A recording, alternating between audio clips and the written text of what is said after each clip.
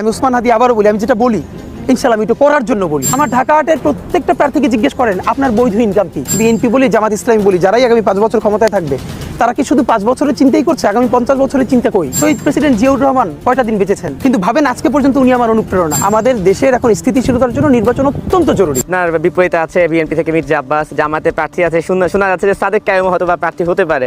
এই যে এত বড় বড় প্রার্থীদের সঙ্গে আপনি মাঠে নামছেন, আপনার আসন নিয়ে এখন আপনার মূল্যায়ন কি, যে এদেরকে আপনি কিভাবে দেখছেন, বা আপনার আসনে আপনি কোনো প্রতিকূলতা পাচ্ছেন কিনা এখন পর্যন্ত? প্রথমত হলো হেভিওয়েট শব্দটা যদি মানুষের ভালোবাসার সাথে কানেক্ট করানো যায় তাহলে ঢাকা হাটের এখন সবথেকে হেভিওয়েট প্রার্থী ওসমান হাদি ইনশাআল্লাহ। এটা আমি আপনাকে বলছি না, আপনারা টিম নিয়ে আমরা যখন ক্যাম্পেইনে যাই দূর থেকে দাঁড়াই দেখেন। যদি ভালোবাসায় বলি, এরপরে বাংলাদেশে ইলেকশন অনেক ধরনের মেকানিজম আছে, আপনারা এগুলো জানেন, যাদের হাতে অনেক টাকা, অবৈধ টাকা, সেই টাকা খরচ করে তারা অনেক। If I die today, so what the next? Okay, person can die, idea cannot die, the platform cannot die. We are preparing our brothers and sisters that they can move forward the movement. We are in a struggle, we are in a movement. I am the only one man, Jabir is the man, Juma is the figure, but we are making to create lots of figures. But you think, if Jabir dies, Juma dies, Hadi dies, Inqilab Mancha will not die, because until the Qiyamah, Bangladesh will exist and aggression will exist parallelly. So, if the aggression exists parallelly, the resistance will of course. ও মরার আগেও আমাদেরকে কষ্ট দিয়েছে, মরার পরেও আমাদেরকে কষ্ট দিতে চেয়েছিল। ফেসিবাদীরা পালিয়ে গিয়ে দেশের মানুষকে কি শান্তি দিচ্ছে? সর্বশেষ ঘটনা, আমাদের কলিজার টুকরা, আমাদের ভাই শরীফ ওসমান হাদির উপরে গত জুমার নামাজের পরে প্রকাশ্য দিবালোকে ঢাকার রাজপথে তারা গুলি করে তার জীবনটা শেষ করে দিতে চেয়েছে। সে এখন জীবন মৃত্যুর মাঝখানে আছে। মহান রবের দরবারে দোয়া করি, হে রাব্বুল আলামিন, তুমি তো মৃতদের মধ্য থেকেও জীবন বের করে আনো, তুমি এরকমই একটা জীবন ফিরিয়ে দাও, তাকে সুস্থ করে আবার বিপ্লবী বাংলাদেশের জনগণের বুকে ফিরিয়ে দাও। সে যেন বিপ্লবের পতাকা আরো শক্ত হাতে মজবুত করে ধরতে পারে, এই তৌফিক তাকে দান করো। এই জন্য ধরেন আপনি যদি আমার একদিন ইনবক্স দেখেন শুধু আমার পেজের, যে কোনো সুস্থ মানুষের জন্য 2-3 মিনিটের বেশি দেখা কঠিন। এখন যেটা হয়েছে, ইভেন আমি আমার পরিবারকেও কাউকে দেখাই না যে, তো এরপরে ফোন আমি জিডিও করেছি শাহবাগ থানায়, অন্তত একদিনে 10টার বেশি নাম্বার থেকে সরাসরি হত্যার হুমকি দেওয়া হয়েছে, ভিন্ন ভিন্ন 10টা নাম্বার থেকে। সেই 10টা নাম্বার সহ শাহবাগ থানায় জিডি করেছি, এরপর থেকে আর এর কোনো ইমপ্রুভমেন্ট পাই নাই। তো এটা আপনারা আবার অনেকে মিডিয়া বলবে যে তাহলে আপনি জিডি করেন নাই কেন, এই জন্য করে রাখা। কিন্তু এই জিডি বা কোনো কিছু আমাদেরকে সুরক্ষা দেবে সেটা আমরা মনে করি না। যেই লড়াই আমরা নেমেছি এটা জানি এটা 2-6 বছরের কোনো লড়াই না। আপনাকে জানিয়ে রাখি যে মেক্সিকোর পাশে আমেরিকা প্রতিবেশী হিসেবে যতটা পরাক্রমশালী, তার থেকেও বাংলাদেশের পাশে ভারত অনেক বেশি পরাক্রমশালী। সুতরাং এখানে আমরা একই সাথে অনেককে শত্রু বানিয়েছি, দখলদার দিল্লিকে বানিয়েছি, ফ্যাসিস্ট আওয়ামী লীগকে বানিয়েছি, আরো অনেক ঘরানাকে। সুতরাং আমাদের এই লড়াইটা শুধু 2-4-5 বছরের, এটা খুবই ভুল। আমাদের লড়াইটা চলবে, এবং এই জন্য আমি বলেছি আজকে যদি আমাকে হত্যা করা হয়, যে কোনো মুহূর্তে করা হতে পারে। আমি আমার বন্ধুদেরকে ইনকিলাব কালচারাল সেন্টারে সেদিনকে আমরা সবাই বসে বলেছি যে আল্লাহ যদি আমাকে আগে নিয়ে যায় তারপর তোমাদের করণীয় কি। আমি আমার পরিবার এবং আমার ভাই বন্ধুদেরকে ডেকে বলেছি যে আল্লাহ আমাকে নিয়ে গেলে করণীয় কি হবে। বরং আমি আমার পরিবারকে বলেছি যে আমার সন্তানের এখন বয়স 7 মাস, আল্লাহ আমাকে নিয়ে গেলে ওকে যেন ওভাবে প্রস্তুত করা হয় যে এই দখলদারিত্বের বিরুদ্ধে লড়তে হবে। আল্লাহ ওকে যদি বড় করে ওর সন্তানও দখলদারিত্বের বিরুদ্ধে লড়বে, এই স্পিরিট যেন ওকে দেওয়া হয়, এটা আমি আমার পরিবারকে বলেছি। সুতরাং ভবিষ্যতের বাংলাদেশের যে দখলদারিত্বের বিরুদ্ধে লড়াই, এটা তীব্রতর হবে। আমাদের গণ অভ্যুত্থানের পরে বিপ্লব হওয়ার কথা ছিল, হয় নাই, ছাই চাপা আগুন হয়ে আছে। সুতরাং আমরা যদি সেই আগুনের মধ্য দিয়ে নতুন ইনসাফের রাষ্ট্র তৈরি করতে না পারি, তাহলে দুটো কাজ হবে। ওই আগুন আমাদেরকে পুড়িয়ে দিবে, মানে বাংলাদেশ, এই জমিন, এখানকার স্বাধীনতার সার্বভৌমত্ব সবকিছু পুড়িয়ে দিবে। সিপাহী বিপ্লবের পর আমাদেরকে যেরকম ধ্বংস করে ফেলা হয়েছিল, হয়তো সেই পরিণতি হবে।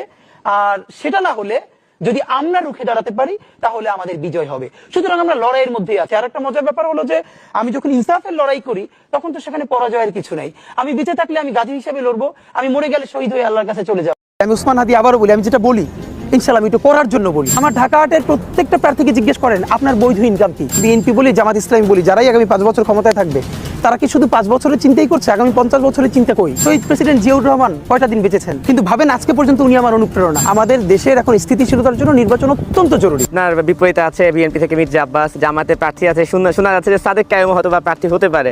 এই যে এত বড় বড় প্রার্থীদের সঙ্গে আপনি মাঠে নামছেন, আপনার আসন নিয়ে এখন আপনার মূল্যায়ন কি, যে এদেরকে আপনি কিভাবে দেখছেন বা আপনার আসনে আপনি কোনো প্রতিকূলতা পাচ্ছেন কিনা এখন পর্যন্ত? প্রথমত হলো হেভিওয়েট শব্দটা যদি মানুষের ভালোবাসার সাথে কানেক্ট করানো যায় তাহলে ঢাকা হাটের এখন সবথেকে হেভিওয়েট প্রার্থী ওসমান হাদি ইনশাআল্লাহ। এটা আমি আপনাকে বলছি না, আপনারা টিম নিয়ে আমরা যখন ক্যাম্পেইনে যাই দূর থেকে দাঁড়াই দেখেন। যদি ভালোবাসায় বলি, এরপরে বাংলাদেশে ইলেকশন অনেক ধরনের মেকানিজম আছে, আপনারা এগুলো জানেন, যাদের হাতে অনেক টাকা, অবৈধ টাকা, সেই টাকা খরচ করে তারা অনেক। If I die today, so what the next? Okay, person can die, idea cannot die, the platform cannot die. We are preparing our brothers and sisters that they can move forward the movement. We are in a struggle, we are in a movement. I am the only one man, Jabir is a man, Juma is a figure, but we are making to create lots of figures.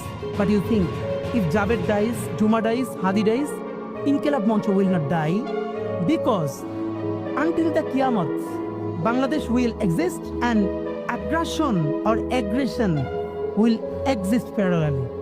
So, if the aggression exists parallelly, the resistance will of course. ও মরার আগেও আমাদেরকে কষ্ট দিয়েছে, মরার পরেও আমাদেরকে কষ্ট দিতে চেয়েছিল। ফেসিবাদীরা পালিয়ে গিয়ে দেশের মানুষকে কি শান্তি দিচ্ছে?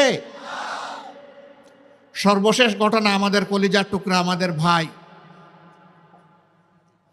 শরীফ ওসমান হাদির উপরে গত জুমার নামাজের পরে প্রকাশ্য দিবালোকে ঢাকার রাজপথে তারা গুলি করে তার জীবনটা শেষ করে দিতে চেয়েছে।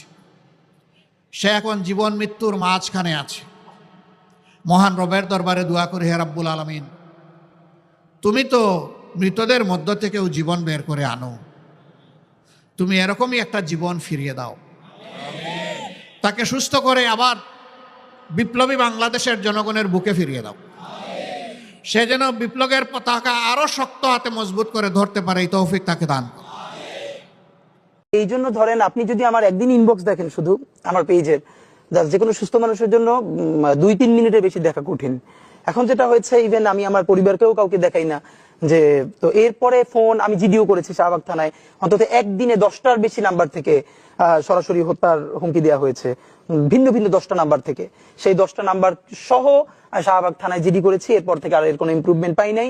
তো এটা আপনারা আবার অনেকে মিডিয়া বলবে যে তাহলে আপনি জিডি করেন নাই কেন, এই জন্য করে রাখা। কিন্তু এই জিডি বা কোনো কিছু আমাদেরকে সুরক্ষা দেবে সেটা আমরা মনে করি না। যেই লড়াই আমরা নেমেছি এটা জানি, এটা 2-6 বছরের কোনো লড়াই না।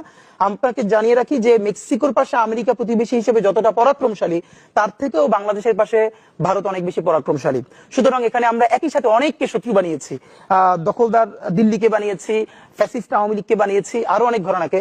সুতরাং আমাদের এই লড়াইটা শুধু 2-4-5 বছরের, এটা খুবই ভুল।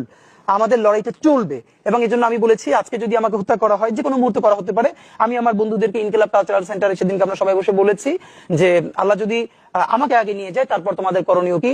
আমি আমার পরিবার এবং আমার ভাই বন্ধুদেরকে ডেকে বলেছি যে আল্লাহ আমাকে নিয়ে গেলে করণীয় কি হবে। বরং আমি আমার পরিবারকে বলেছি যে আমার সন্তানের এখন বয়স 7 মাস, আল্লাহ আমাকে নিয়ে গেলে ওকে যেন ওভাবে প্রস্তুত করা হয় যে এই দখলদারিত্বের বিরুদ্ধে লড়তে হবে।